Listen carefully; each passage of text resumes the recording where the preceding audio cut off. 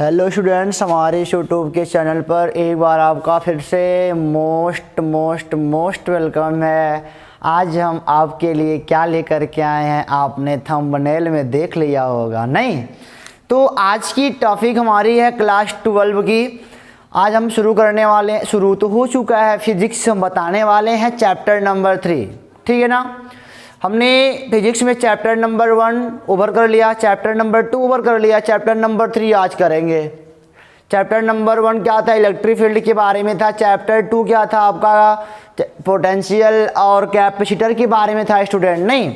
तो आज हम पढ़ने जा रहे हैं चैप्टर नंबर 3 फिजिक्स का, 12 का फिजिक्स, ठीक है ना। 12 का फिजिक्स हम पढ़ेंगे। चैप्टर 3 के नेम से नाम है करंट इलेक्ट्रिसिटी। इसकी हिंदी होती है विद्युत धारा। क्या होती है इसकी हिंदी? विद्युत धारा। आज की टॉपिक करंट इलेक्ट्रिसिटी है, ठीक है ना। बहुत मजेदार टॉपिक, बेहद मजा आने वाला है। क्लास 10th में आपने इसके बारे में थोड़ा मोड़ा पढ़ा होगा, हम नहीं कह रहे हैं कि आप बिल्कुल नहीं पढ़े, बिल्कुल घुमक्कड़। ये घुमक्कड़ तो थे ही, मुझे पता है, सॉरी अगर गलत बोल दिया तो, लेकिन घुमक्कड़ तुम थे, सही है, ठीक है ना।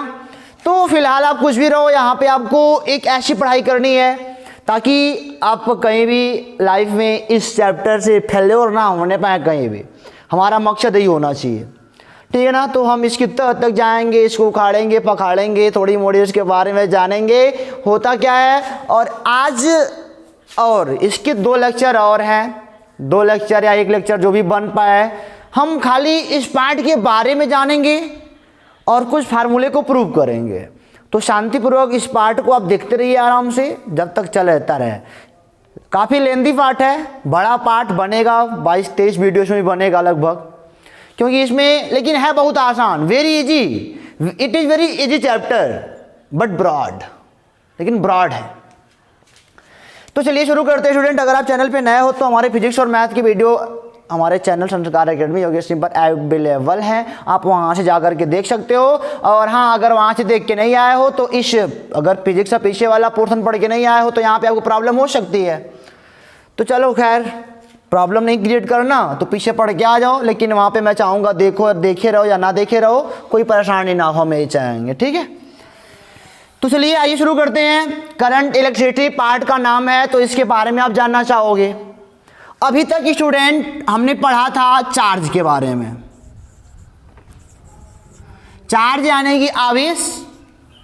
अब तक हमने चार्ज पढ़ा था एट रेस्ट।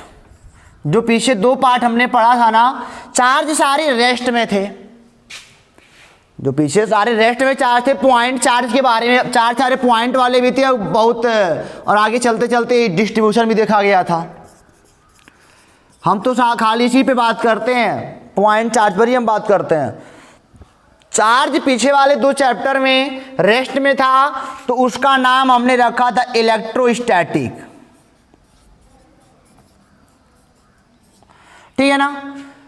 चार्ज पीछे 2 पोर्शन में क्या था? रेस्ट में था, यानी कि विश्रामावस्था या विरामावस्था में था, रुका हुआ था, ठीक है ना। सारा चार्ज रुका हुआ था। तो हमने क्या बताया?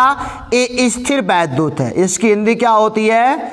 स्थिर वैद्युत है।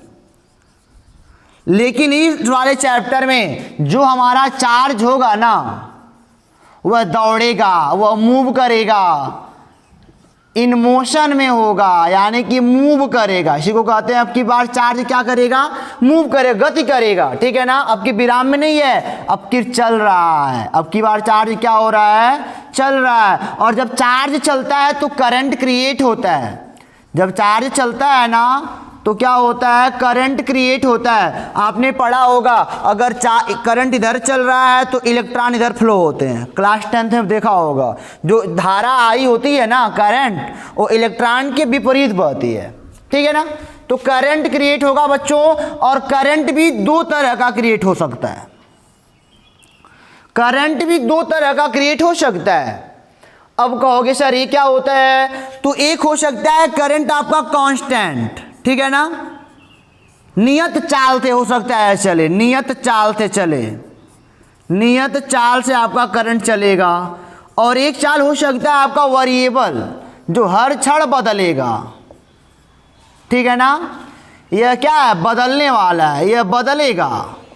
अरे भाई जैसे एक होता है कि एक गाड़ी है आपकी 20 मीटर पर सेकंड की चाल से चल रही है, तो उसे कांस्टेंट वेलोसिटी बोलते हो। अब नहीं, और कोई लड़का चला रहा है तो कभी 20, कभी 30, कभी 15, कभी 16, हर एक सेकंड में उसका वो जो स्पीड है, वेलोसिटी चेंज हो रही है, उसे वेरिएबल कहते हैं, ठीक है ना।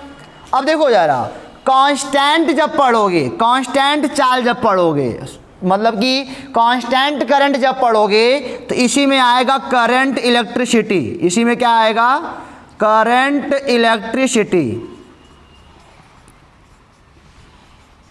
ठीक है ना। यानी कि यही है विद्युत धारा।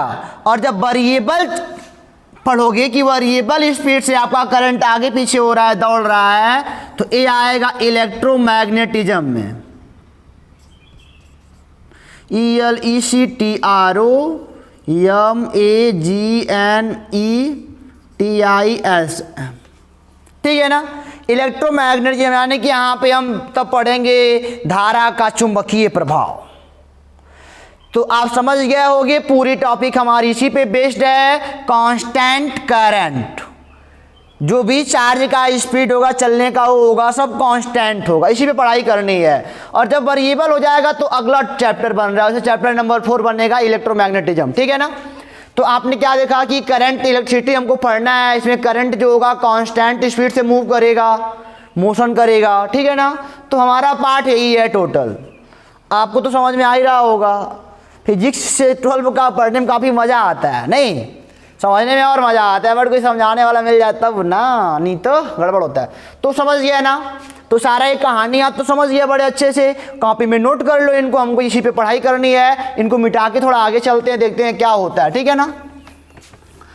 तो जब चार्ज रेस्ट में था तो हम इलेक्ट्रोस्टैटिक पढ़ रहे थे। अब जब चार्ज मूव कर रहा है तो हम क्या पढ़ेंगे, करंट इलेक्ट्रिसिटी पढ़ेंगे। चार्ज दो तरह से मूव कर सकता है, एक कांस्टेंट वेलोसिटी से, एक वेरिएबल वेलोसिटी से। तो जब कांस्टेंट से मूव करेगा तो हम पढ़ेंगे करंट इलेक्ट्रिसिटी, और जब वेरिएबल से मूव करेगा तो क्या पढ़ेंगे, इलेक्ट्रोमैग्नेटिज्म पढ़ेंगे। इतना तो आप क्लियर कर लिए। चलो अब हम थोड़ा जान लेते हैं अबाउट करंट, जो कि क्लास आपने 10th में पढ़ रखा है, अबाउट करंट। इसके बारे में थोड़ी सी चर्चा बता दें आपको कि क्या होता है। तो अबाउट करंट में अगर आप बताऊं मैं, तो आई एवरेज आपने पढ़ा होगा, आई एवरेज बराबर delta Q by delta T. नहीं, अरे भाई Q बराबर IT पढ़े हो ना, ये एवरेज है, एवरेज, ठीक है ना। कि चार्ज आपका मूव कर रहा है, चार्ज क्या कर रहा है, मूव कर रहा है कांस्टेंट स्पीड से, तो I एवरेज का होता है कि delta Q upon delta T। यानी कि इसको ऐसे भी लिख सकते हो, मैं इसमें क्वेश्चन कराऊंगा, Q2 माइनस Q1, किसी क्षण Q2 वाला हो, किसी क्षण Q1 वाला हो, टाइम पे तो डिपेंड करता है ना, T2 minus T1, T2 time मतलब कि T1 टाइम पे कुछ और हो, T2 टाइम पे कुछ और हो, तो दैट टाइम बताओ करंट कितना होगा। ये हो गया आई एवरेज। और मैं बताऊं आई इंस्टेंटेनियस भी होता है, INSTANTANEOUS, ये होता है dQ बाई dt। आपने क्लास 12 में ही डिफ्रेंशिएशन बड़े आराम से पढ़ा होगा, बहुत बढ़िया से पढ़ा होगा। और यहाँ पे आई इंस्टेंटेनियस, ये तो हो गया औसत। इसकी हिंदी क्या होती है बच्चों, औसत होती है। और इसकी होती है तात्क्षणिक। तात्क्षणिक का मतलब क्या, कि यही मतलब होता है कि चार्ज मूव कर रहा है, चार्ज मूव कर रहा है। तो पूछ देगा T बराबर 5वें सेकेंड में बताओ कितना चार्ज मतलब करंट होगा। चार्ज मूव कर रहा है, वेरिएबल से मूव कर रहा है। हालांकि हमको पढ़ाई थोड़ी करनी है इस पे, लेकिन मैं बता रहा हूं ना कि आई इंस्टेंटेनियस भी होता है कि किसी क्षण का पूछ दे। जब एवरेज पूछेगा तो टोटल निकाला जाएगा यहां से वहां तक जो चला है। लेकिन जब एक तात्क्षणिक आएगा, जब तात्क्षणिक आएगा तो एक पार्टिकुलर टाइम दे देगा कि T बराबर 5 पर बताओ कितना करंट होगा जब t बराबर 5 सेकेंड हो गया, तो एक पर्टिकुलर टाइम मिल गया ना, तो दैट टाइम पूछेगा कि बताओ कि यह कितना होगा। ठीक है ना, कहीं से गुजरने वाला चार्ज के क्रॉस सेक्शन एरिया से, किसी क्रॉस सेक्शन एरिया से गुजरने वाला चार्ज, ठीक है ना, तो यहां तक आपके पास समझ में आ गई ना। तो हमारी जो धारा है ना वो दो हो गई। धारा हमको दो तरह से निकालनी पड़ेगी, एक तो एवरेज निकालना होता है जो कि आप क्लास 10th में पढ़ के आए हो, एवरेज वाला, और एक क्या होता है तात्क्षणिक होता है कि किसी क्षण पूछ दे बताओ इस समय करंट कितना होगा, तब एक dq/dt लगेगा। ठीक है ना, तो आपको यहां तक अगर बात समझ में आ गई तो मिटाए क्या यहीं पे लिख देते हैं ना, यूनिट ऑफ आई बताओ क्या होगा। तो सबने पढ़ रखा है धारा का मात्रक एम्पियर होता है। इसे दिखाते हैं कैपिटल ए से, अगर यहां से लोगे तो कूलाम पर सेकेंड हो जाएगा। ओके, यूनिट होता है इसका। ठीक है ना, एम्पियर एक बेहद इंपॉर्टेंट यूनिट है because it is one fundamental unit total of 7। जो 7 फंडामेंटल यूनिट है उनमें से यह एक है एम्पियर, धारा का मात्रक एम्पियर फंडामेंटल यूनिट है वो ना।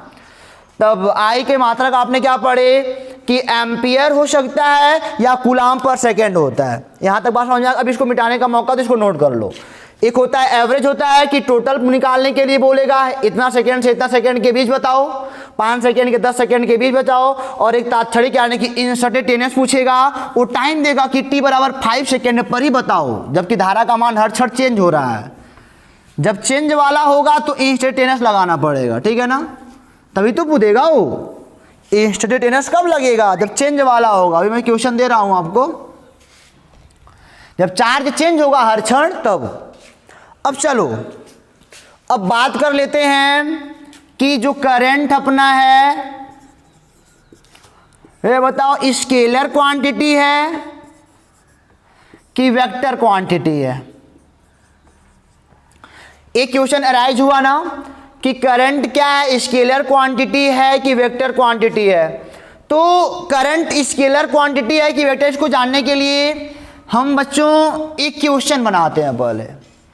ठीक है ना, मान लो कि किसी क्षण यहां पे यह 3 एम्पियर की धारा यहां पे बह रही है और यहां पे मान लो 4 एम्पियर की धारा बह रही है। ठीक है ना, 2 वायर लाया मैंने, इस वायर में 3 एम्पियर की धारा, इस वायर में 4 एम्पियर की धारा, इसको मैंने ऐसे अटैच करा किसी अगले वायर से। तो बताओ कि यहाँ पे कितना एम्पियर का करंट मूव करेगा। तो कहोगे सर 437 एम्पियर की धारा यहाँ पे मूव करेगी। नहीं, अच्छा मैंने कहा कि मान लो ऐसे है कोई वायर, मान लो यहाँ पे मैं कह दूं कि 8 एम्पियर धारा यहाँ चल रही है और 6 एम्पियर की धारा यहाँ चल रही है। तो बताओ इस वाले ब्रांच में कितना करंट मूव करेगा। तो आप बोलोगे सर 86 यानी कि 14 एम्पियर का करंट यहाँ मूव करेगा। नहीं, तो अच्छा बताओ आपने वेक्टर लॉ पढ़ा है, वेक्टर लॉ का एडिशन पढ़ा है कि जब वेक्टर लॉ का जो एडिशन होता है ना वो यहाँ का एंगल मांगता है। एंगल मान लो यहाँ पे 60 अंश हो तो वो बोलेगा आई जो होगा a का स्क्वायर प्लस b का square plus 2ab cos theta, यानी का 60 अंश। देखा, ये वेक्टर लॉ का योगफल यही तो है। तो एंगल मांगता है। आपने वेक्टर लॉ में बहुत सारे इलेक्ट्रिक फील्ड के बहुत सारे फार्मूले प्रूव करे हैं, थीटा उटा बहुत लेना पड़ता था, लेकिन यहाँ पे ऐसा कुछ नहीं है। यानी कि यह वेक्टर तो हो नहीं सकता। क्यों वेक्टर नहीं हो सकता? क्योंकि यह वेक्टर लॉ ऑफ एडिशन को फॉलो नहीं कर रहा है। हम बोलेंगे current is not vector quantity, current is not vector quantity because it's not follow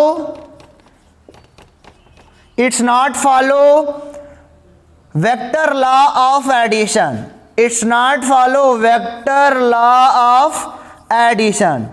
addition मतलब कि जो सदिशों का योगफल का नियम है उसको फॉलो नहीं करता। अगर उसको फॉलो करता तो यहाँ पे 7 एम्पियर धारा नहीं जाती, कुछ और धारा जाती। लेकिन 7 जा रही है। या 90 है, यहाँ पे इतना धारा थोड़ी जाता, उसको फॉलो करता तो कुछ और धारा जाती यहाँ पे, तो उसको फॉलो कर नहीं रहा है, तो क्या बोला यहाँ पे यह एक वेक्टर क्वांटिटी नहीं है। चलो ठीक है ना। हालांकि आई के पास डायरेक्शन भी होता है, मैग्नीट्यूड भी होता है, आई के पास, धारा के पास डायरेक्शन भी होता है, मैग्नीट्यूड भी होता है। लेकिन अब देखो जरा, अब यहीं से तो क्वेश्चन बनता है कि क्या हो रहा है यहाँ पे। चूंकि देखो हम बोलेंगे चूंकि आई यानी कि current, current has direction and magnitude, दोनों रखता है। क्यों? जो करंट है वह डायरेक्शन भी रखता है, वह मैग्नीट्यूड भी रखता है, but not vector, but it's not vector quantity.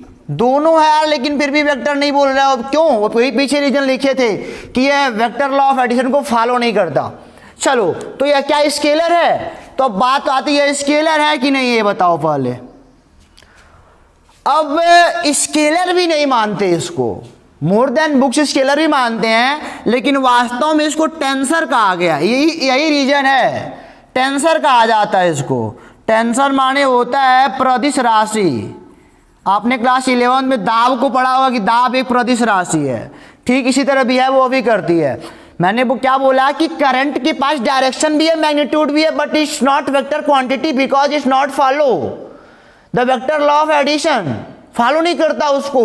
तो क्या हुआ? मैंने बोला वेक्टर क्वांटिटी नहीं है, इसीलिए नहीं है क्योंकि वह वेक्टर लॉ ऑफ एडिशन को फॉलो नहीं करती है। तो क्या स्केलर है? तो स्केलर है, स्केलर है। लेकिन मान लो क्वेश्चन में स्टूडेंट कोई अगर मान लो ऑप्शन आता है कि करंट इज क्वांटिटी, यहाँ पे आ जाए वेक्टर, यहाँ पे स्केलर, यहाँ पे टेंसर, यहाँ पे नन ऑफ दीज, तो आपकी पहली वरीयता ये होगी कि टेंसर पे क्लिक करोगे। टेंसर, सबसे पहली वरीयता टेंसर की है। कुछ नहीं है तो गुड लगेगा टेंसर पे, ठीक है ना। और अगर हाँ टेंसर नहीं है तो current is a scalar quantity. पहली वरीयता इसकी है, दूसरी इसकी है। और टेंसर के बारे में आप कॉलेज वाली पढ़ाई में पढ़ोगे, ठीक है ना। आगे जब पढ़ोगे तो वहाँ पे टेंसर के बारे में बहुत ज़्यादा आपको मिलने वाला है। तो आपने यहाँ पे मैंने क्या समझाया कि करंट डायरेक्शन भी रखता है, मैग्नीट्यूड भी रखता है, बट इट्स नॉट वेक्टर। सब देख लिया आपने। करंट की पहली वरीयता यही है कि टेंसर है, और टेंसर का ऑप्शन मेरे पास नहीं है, तो दैट टाइम करंट क्या होगा? स्केलर क्वांटिटी होगा, ठीक है। तो इसको मिटाएं, आगे चलें। इसको नोट कर लो, क्यों हुआ, क्यों ऐसा नहीं हुआ, नोट कर लिया। चलो, समझ में आ रहा होगा तो कमेंट बॉक्स में जरूर लिखना कि हाँ सर फिजिक्स समझ में आ रहा है हमको, ठीक है ना। तो अब चलो आगे देखते हैं क्या होता है। कुछ क्वेश्चन देख लेते हैं बढ़िया बढ़िया। मान लेते हैं वही इंस्टेंटेनियस वाला क्वेश्चन और एवरेज वाला क्वेश्चन। मैंने बोला एक क्वेश्चन मैं यहाँ पे आपके लिए लिखता हूँ बच्चों। मान लो कि Q बराबर किसी क्षण, मैंने बोला Q बराबर, जो कि टाइम पर डिपेंड करता है, मान लो 2t का स्क्वायर प्लस 7t प्लस 5, ठीक है ना। Q का मान यही है, किसी वायर में जो आवेश का मूवेशन है, जो मूव कर रहा है, वो यही मूव कर रहा है, टाइम पर डिपेंड कर रहा है, हर क्षण बदलेगा, टाइम पर डिपेंड। यहाँ पे t टाइम है, t क्या है? टाइम है, यानी कि Q का मान टाइम पे डिपेंड कर रहा है, यानी कि उसका मान हर क्षण बदलेगा।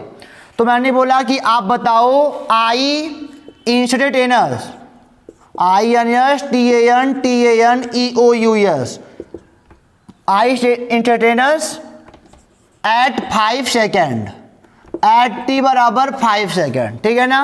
5वें सेकेंड पे बताओ कि I इंस्टेंटेनियस क्या होगा। मैंने बोला I एवरेज का मान बताओ, I एवरेज बताओ t बराबर 0 से लेकर t बराबर 5 तक। लो, दो क्वेश्चन हमने यहाँ पे आपके लिए बनाया है। मैंने बोला Q बराबर आपका है, चार्ज दिया है जो कि हर क्षण बदलने वाला है, तो मैंने बोला I तात्क्षणिक वाला बताओ 5वें सेकेंड पर, और एवरेज बताओ 0 से लेकर 5 तक। तो सॉल्व करते हैं। तात्क्षणिक के लिए आपने बच्चों पढ़ा है फार्मूला।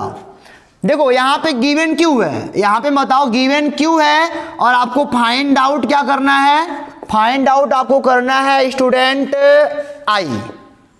जब Q दिया है I निकालना है, तो अभी पढ़ क्या है? I बराबर dQ बाई dt, और यहाँ पे d by dt of Q का मान लिख लो।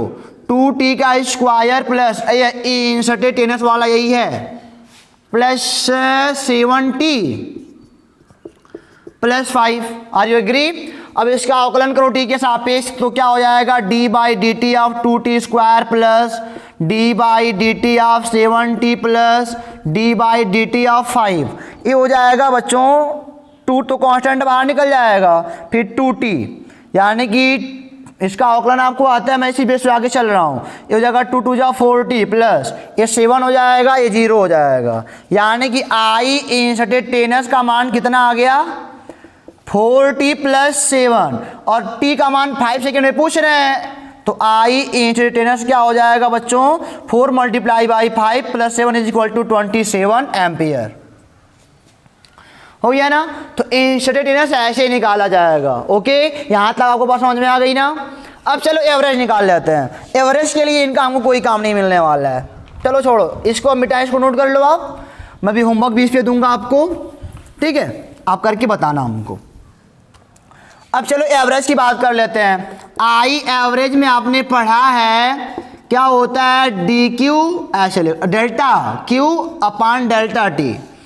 अब डेल्टा क्यू यानी कि Q2 minus Q1 by T2 minus T1, यही होता है ना?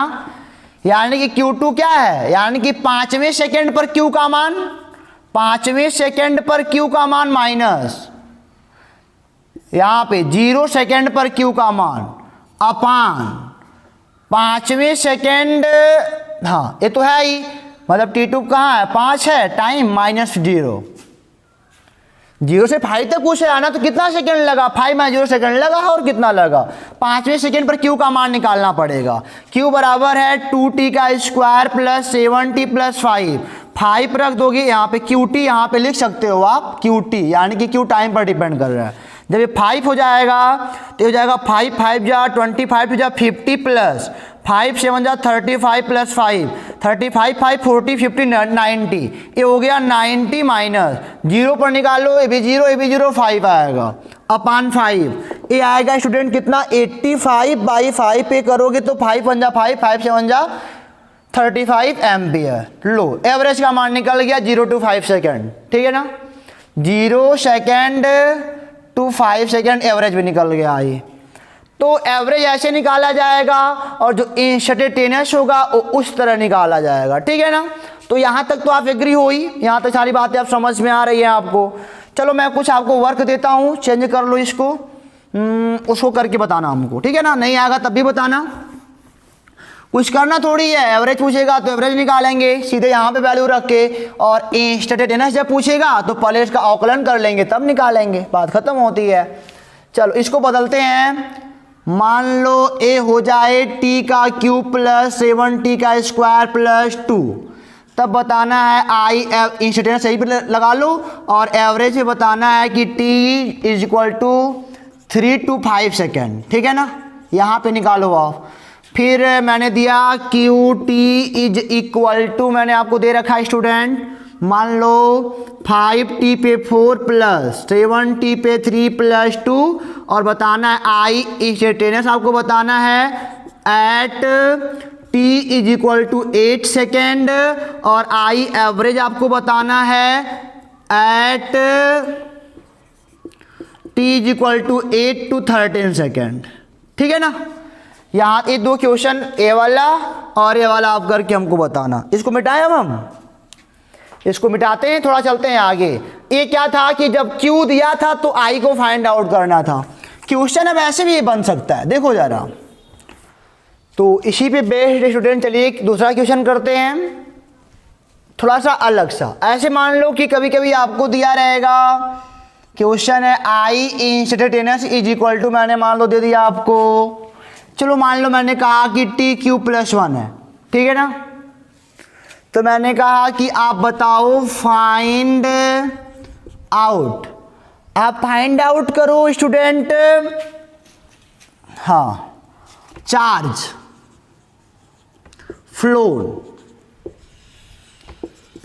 Between t is equal to 2 to 5 second, ठीक है ना? And find out also find out also number of electron at this time, number of electron who passes the cross section area.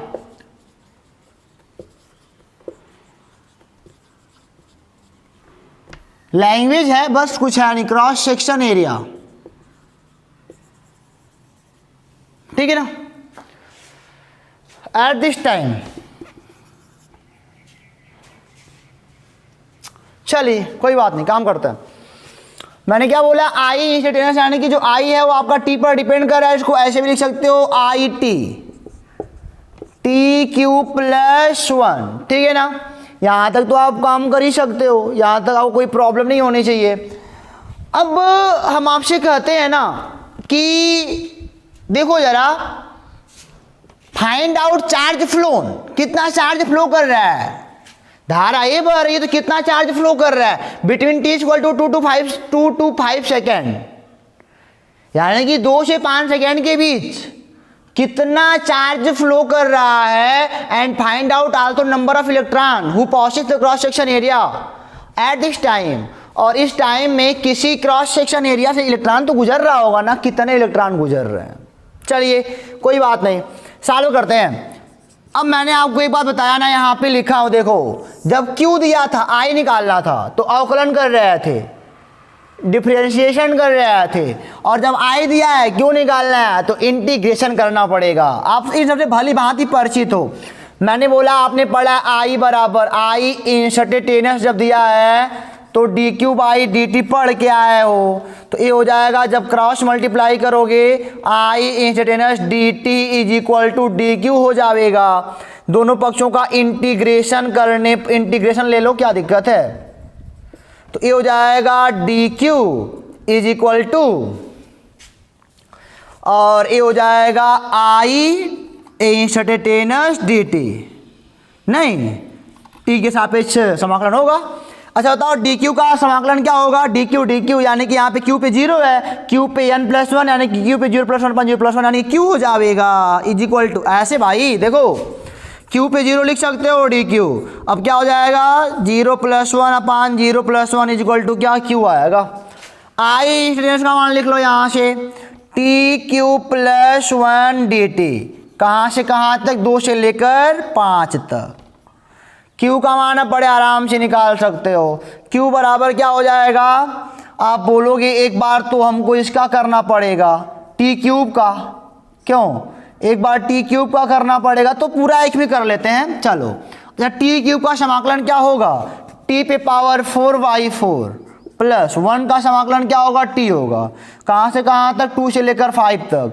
आपको ये रखने आता है मान, एक बार यहाँ पे 5 रखोगे, यानी कि 5 पे 4/4 प्लस एक बार यहाँ 5 रखोगे, हो गया। अब एक बार 2 रखोगे जहाँ जहाँ टी है, तो 2 पे 4/4 प्लस 2, इसको सॉल्व कर लो। इसको आप ऐसे भी सॉल्व कर सकते हो, गुणा करके 4 बाहर निकाल दो, तब मान रखना हो, आपकी मर्जी है।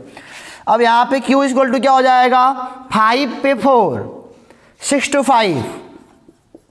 5/4 प्लस 5 माइनस ये हो जाएगा 16/4 प्लस 2, जोड़ना घटाना अलग से, ये हो जाएगा 4 5 20, ये 6, बच्चों देखो मिला लेना कैलकुलेशन और गलती हो सकता है। 4 16 और 8 हो जाएगा 24/4, ये घटाओगे तो 5 से 4 गया 1, 4 से 2 गया 2, 6/4 कूलम। क्यू का मान आ गया ना, ऐसे आई दिया रहेगा तो क्यू बड़े आराम से निकाल लोगे, हो गया, काम खत्म हो गया। अब बोल रहा है कि find out also number of electron who passes cross section area at this time. चलो कोई बात नहीं, क्वेश्चन करते, इसको मिटाएं, नोट कर लो, कुछ है नहीं, खाली समाकलन करना है, टी का मान रखना है।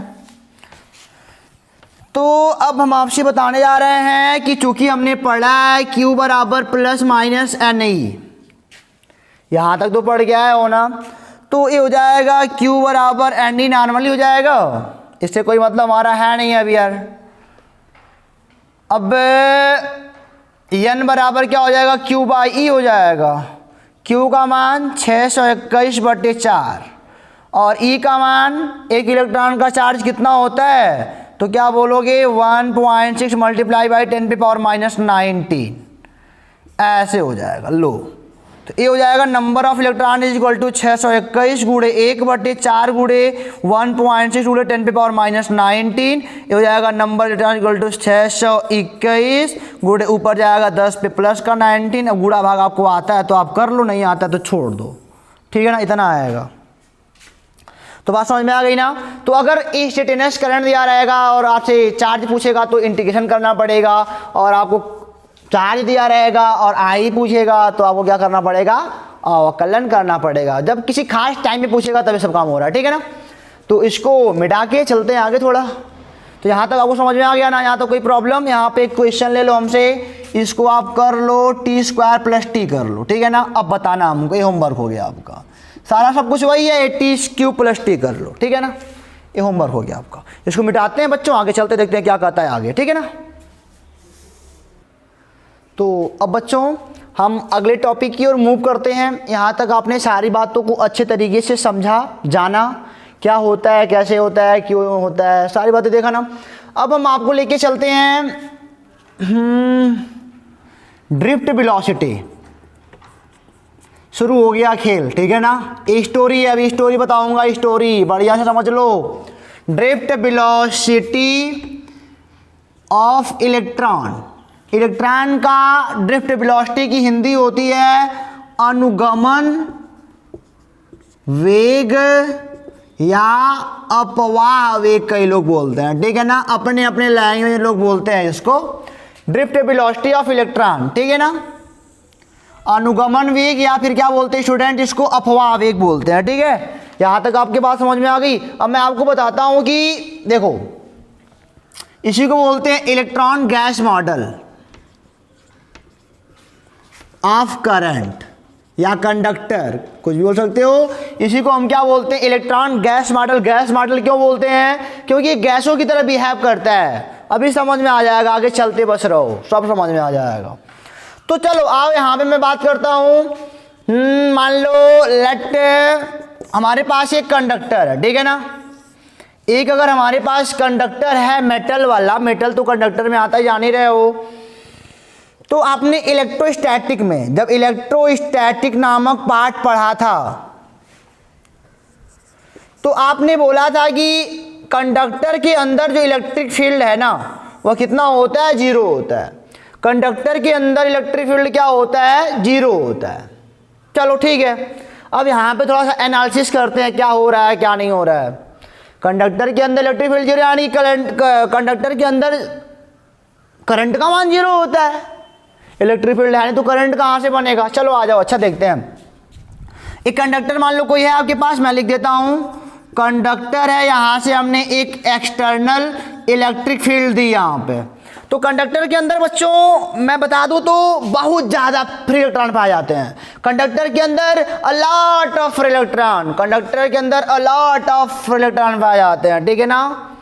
यानी कि कह सकते हो 10⁻29 इलेक्ट्रॉन पर मीटर क्यूब। 10⁻29 अब सोच सकते हो कितना होता है। 10⁻0 लगाते लगाते थक जाओगे यार, गिन नहीं पाओगे, उतना इलेक्ट्रॉन होता है, ठीक है ना। तो ये बहुत ज्यादा, ये फ्री इलेक्ट्रॉन है, फ्री इलेक्ट्रॉन जो कि चार्ज को, जो कि धारा को बहाने में काम करवाते हैं, फ्री इलेक्ट्रॉन है ये सब, ठीक है। चलो अच्छा देख लेते हैं। अगर मैंने कहा कि एक्सटर्नल इलेक्ट्रिक फील्ड आपने बाहर से इसको दी तो जानते हो क्या होगा, इनके अंदर बहुत सारे इलेक्ट्रॉन तो है ही, इलेक्ट्रॉनों पर एक फोर्स लगेगा। यह सब जो है ना मैं बताता हूं, ये आइसोलेटेड सिस्टम है, आइसोलेटेड सिस्टम। अब इसके बारे में कहोगे सर आइसोलेटेड क्या होता है, तो आइसोलेटेड वो होता है कि जो इसके चार्ज हैं बाहर से किसी को प्रभावित नहीं करेंगे या बाहर के चार्ज से प्रभावित नहीं होंगे। ये ऐसा है कि बाहर कोई चार्ज रख दो तो इनके चार्ज पर कोई प्रभाव नहीं पड़ेगा, कोई नहीं पड़ेगा। ये आइसोलेटेड का कमाल होता है, इसीलिए बोलते हैं आइसोलेटेड सिस्टम, यानी कि विलगित निकाय, बाहर का कोई चार्ज इनमें प्रभाव नहीं डाल सकता, ठीक है।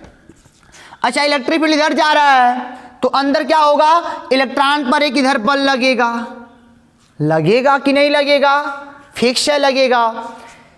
इलेक्ट्रॉन पर इधर सारे इलेक्ट्रॉन इनके अंदर है ना, फ्री इलेक्ट्रॉन, सब पे किधर बल लगेगा, और सारे जब बल बल लग लग लग के आएंगे तो कुछ समय बाद इलेक्ट्रॉन यहाँ पे क्या हो जाएगा, जमा हो जाएगा, और यहाँ पे क्या बचेगा, केवल पॉजिट्रॉन, यानी कि पॉजिटिव चार्ज बचेगा।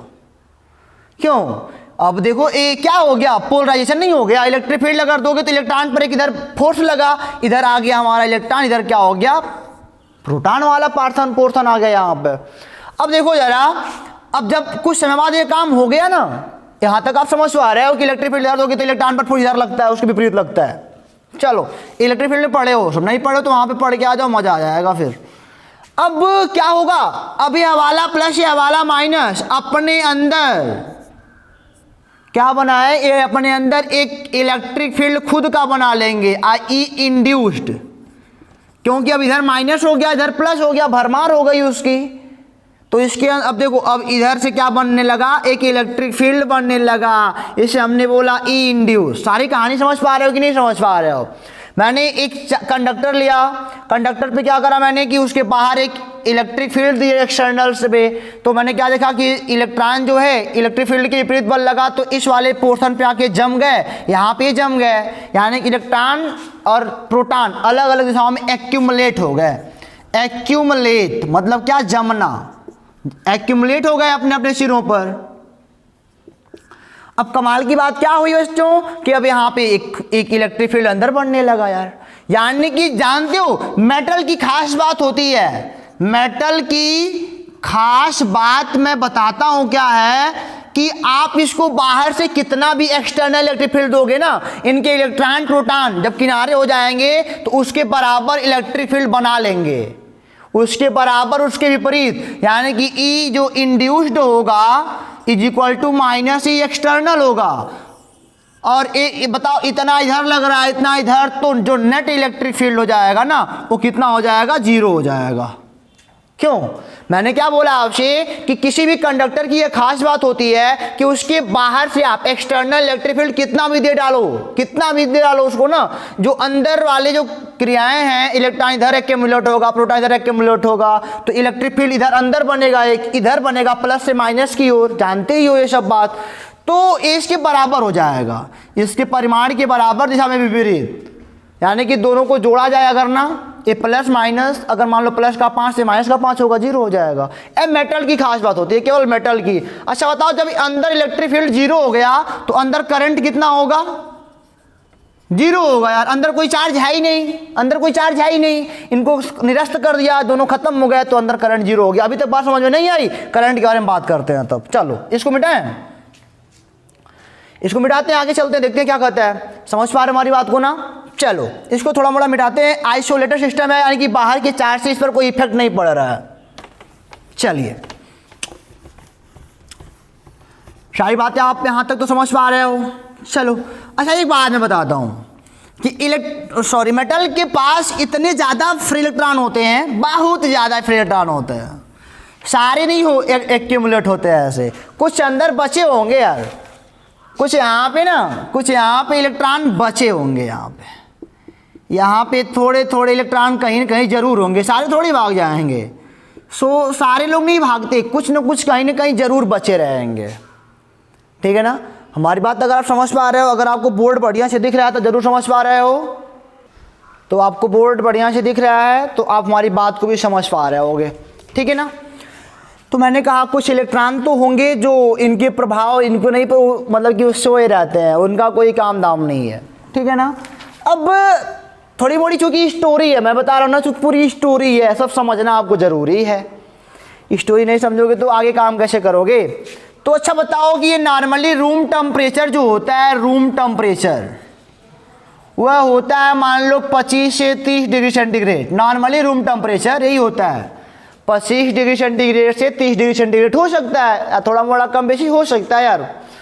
तो अब इनको जो यहाँ पे है ना, ये अब थर्मल एनर्जी पा रहे हैं।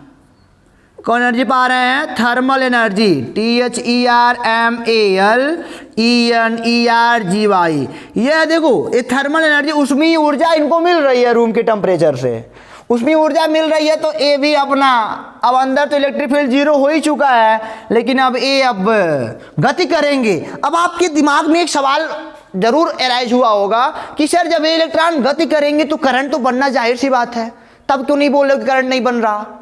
बनेगा ना। नॉर्मली रूम टेम्परेचर पर जो भी यहाँ पे इलेक्ट्रॉन बचे होंगे तो दैट टाइम वो चलेंगे रूम टेम्परेचर पर, एनर्जी मिल रही है, वो भागेंगे जरूर, कहीं ना कहीं भागेंगे जरूर। बहुत सारे इलेक्ट्रॉन है, अभी बहुत सारे हैं इसके पास तो भरमार है। आप बाहर से मान लो इलेक्ट्रिक फील्ड और दौड़ाओ तब और बन जाएगा, यानी कि इतना इलेक्ट्रॉन है इसके पास फ्री इलेक्ट्रॉन कि बाहर से कितना भी एक्सटर्नल दोगे ना अंदर बन जाएगा उतना, इतना होता है।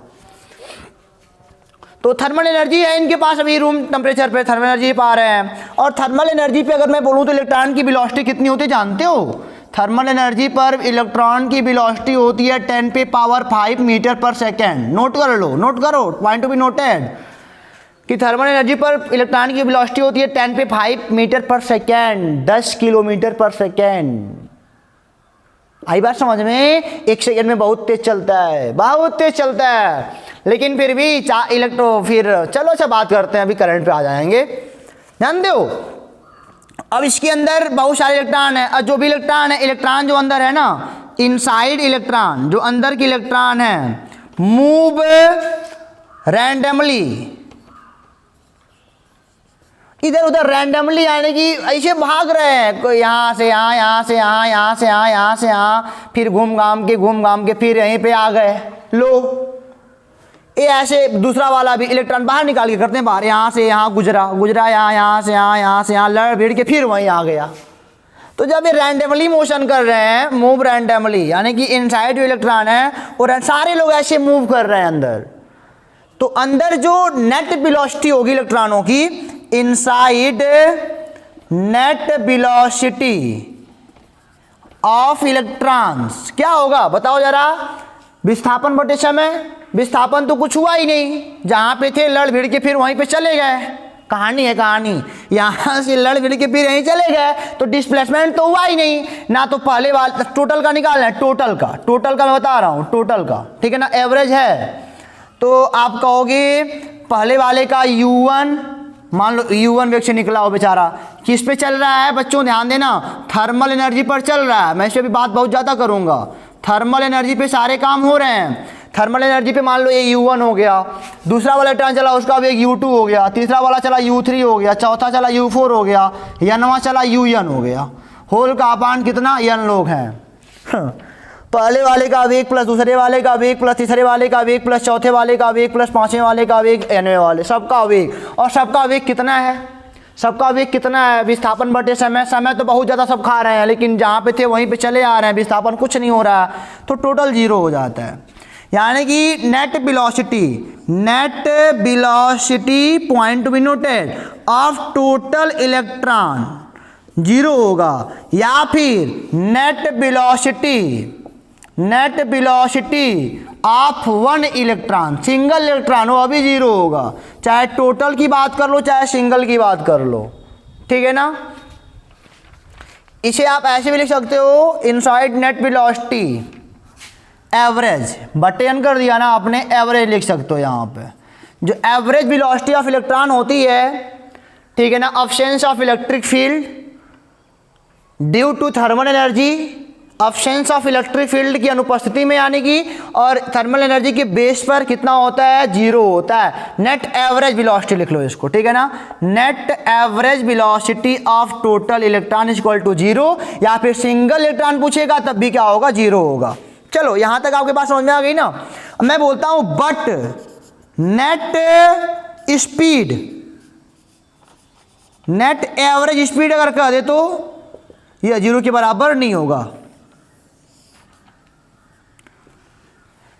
बट अगर नेट एवरेज स्पीड पूछे तो जीरो नहीं होगा, क्योंकि स्पीड और क्या होता है? दूरी बटे समय। टोटल दूरी तो चला ही है, सब दूरी जोड़ना पड़ेगा ना, तो कुछ समय भी ले ही रहा है, टाइम तो लेना है, चाहे कुछ करे चाहे ना करे। तो net speed, net average speed zero के बराबर नहीं होती, और नेट एवरेज वेलोसिटी क्या होता है? जीरो के बराबर होता है। वेलोसिटी जीरो नेट एवरेज, और ए चाहे सिंगल इलेक्ट्रॉन का हो चाहे सभी का हो। और यहाँ पे नेट स्पीड क्या होगी? एवरेज वाली जीरो के बराबर नहीं होगी, बिकॉज ऑफ जो डिस्टेंस होगा वो कुछ ना कुछ बनाएगा। डिस्प्लेसमेंट, थर्मल की सारी बात चल रही है, थर्मल एनर्जी पे बात चल रही है, ठीक है ना। अब जान रहे हो अभी तो हम लोग इलेक्ट्रोस्टैटिक ही चल रहा है, इलेक्ट्रॉन जमे हुए हैं ना अभी तो इलेक्ट्रोस्टैटिक की कहानी ही चल रही है। तो यहाँ तक अगर आपको बात समझ में आ गई हो तो थोड़ा आगे चला जाए, सारे इलेक्ट्रॉन की कहानी सुने ना। ये तीसरा वाला मान लो इलेक्ट्रॉन है, अभी कहीं मूव करेगा, मूव कर फिर यहीं पहुँच जाएगा। रैंडमली मोशन कर रहे हैं तो पहुँचना उनको जायज़ सी बात है। चौथा वाला है तो मूव करा पहुँच गया फिर वहीं पर। तो ये सब बातें आपको समझ में आ गई। हाँ, बट किसी पार्टिकुलर टाइम में पूछ दे, बट एनी पार्टिकुलर टाइम, किसी विशेष समय में जो वेलोसिटी होगी ना, वेलोसिटी वह 0 के बराबर नहीं होगी। किसी विशेष टाइम में अगर पूछ देना स्टूडेंट कि बताओ वेलोसिटी कितनी होगी, तो विशेष टाइम में मान लो यहीं तक पहुंचा हो बेचारा, तब 0 के बराबर नहीं होगी, तब तो निकलेगा कुछ ना कुछ। तो ये छोटी छोटी बातें हमारी आप अच्छे से अपने माइंड में रख लो, फिर काम करते हैं आगे। तो यहाँ तक आपने सारी बातें स्टूडेंट समझ ही ली हैं, कोई दिक्कत तो आपको है नहीं। क्या बोला मैंने, जो नेट वेलोसिटी है इलेक्ट्रॉन की वह टोटल 0 है, और एवरेज जो है एवरेज स्पीड वह 0 नहीं है, और एवरेज वेलोसिटी 0 होने के नाते क्या होता है, इनसाइड द कंडक्टर जो होता है आई करंट क्या होता है, 0 के बराबर होता है, ठीक है ना। इनसाइड द कंडक्टर जो धारा होती है ना बच्चों, वह 0 के बराबर होती है। क्योंकि देखो जरा, अब आप सोच रहे होगे, देखो जरा क्या मैंने बोला कि मान लो इधर ये चला, अब इधर वाला ये वाला इधर भाग रहा है, ये इधर बना रहा है, इधर बना रहा है, तो मिस कर गया ना, खत्म हो गया। ये इधर जा रहा है, ये वाला यहाँ से इधर आ रहा है, तो दोनों लड़के इनका वाला इधर, इलेक्ट्रॉन इधर भागेगा तो करंट इधर फ्लो बनाएगा, और इधर यानी करंट इधर बनाएगा, इतना इधर बा, इतना मतलब करंट 0 हो गया, लो खत्म हो गया। तो सारा खेल इसी का है कहानी पे, और आप सारी कहानी को अच्छे से समझ पाए हो, तो उम्मीद करते हैं कि आप कहानी को समझ पाए हो। अब जानते हो, थोड़ा आगे चलते हैं। आप सोच रहे होगे वीडियो बहुत लंबा जा रहा है, तो आप परेशान ना हो, वीडियो लंबा हम जाने नहीं देंगे। अब आपको मैं बताता हूँ कि जो यही कंडक्टर आपने लिए हो, यहाँ पे एक्यूमुलेट था माइनस चार्ज, यहाँ पे प्लस चार्ज। अब मैंने आपसे यह कहा कि यहाँ पे ऐड कर दो, बैटरी ऐड कर दो भाई, बैटरी 20 वोल्ट की ऐड कर दो। 20 वोल्ट की बैटरी ऐड करते ही क्या होगा, एक यहाँ से इलेक्ट्रिक फील्ड फिर बनेगा बाहर से। अब लगातार इलेक्ट्रिक फील्ड देता रहेगा, नहीं प्लस वाला सिरा माइनस वाला, यह वाला इनको खींचता रहेगा, यह वाला इनको खींचता रहेगा। लो ऐसे चलेंगे। अब लो अब चल रहे हैं। अब सारे जो रीड वाले चार्ज है ना, इनको पकड़ के आ रहे हैं ऐसे, फिर यहाँ से अब लगातार जो ये मूव कर रहे हैं भाई, अभी लगातार मूव कर रहे हैं। तो अब की बार अब चार्ज मूव कर रहा है। अब तक तो इलेक्ट्रोस्टैटिक का कंडीशन था, एक्यूमुलेट हो जा रहे थे सारे लोग, लेकिन यहाँ पे जब बैटरी मैंने सप्लाई लगा दी 20 वोल्ट की बैटरी से, तो क्या हो रहा है, अभी लगातार चल रहे हैं। तो अंदर जो नेट इलेक्ट्रिक फील्ड होगा आपकी बार वह 0 के बराबर नहीं होगा, और 0 के बराबर नहीं होगा तो करंट बनेगा पक्का, क्योंकि अभी लगातार मूव कर रहे हैं। अब हम आ गए कि इलेक्ट्रॉन मूव कर रहा है, यानी कि अब से हमारी शुरू होगी करंट इलेक्ट्रिसिटी। यहाँ तक स्टोरी बताते बताते हम आपको ले आए, ठीक है ना, बहुत टाइम लगा यहाँ तक लाने में। तो अब हम पढ़ेंगे अगले वीडियो में, यहीं से शुरुआत करेंगे करंट इलेक्ट्रिसिटी से। क्यों बना ये, क्योंकि जब तक जम रहे थे काम बन नहीं पा रहा था, इलेक्ट्रोस्टैटिक कंडीशन था। लेकिन जब मैंने बाहर से 20 वोल्ट की बैटरी की सप्लाई लगा दी तो देख रहा हूँ लगातार चल रहे हैं, अब चल रहे हैं, आवेश चल रहा है, तो करंट बनना तय है। तो अगले वाले वीडियो में बच्चों हम पढ़ेंगे करंट इलेक्ट्रिसिटी। तब तक जो भी क्वेश्चन हमने आपको दिए हैं होमवर्क के रूप में, आप उसको लगाओ, नहीं आता है तो बताओ, कमेंट बॉक्स में लिखो। वीडियो समझ में आया हो तो फिर आपसे मिलेंगे हम अगले वीडियो में इसी को लेकर। तब तक के लिए आप हंसते रहो, पढ़ते रहो। All the best.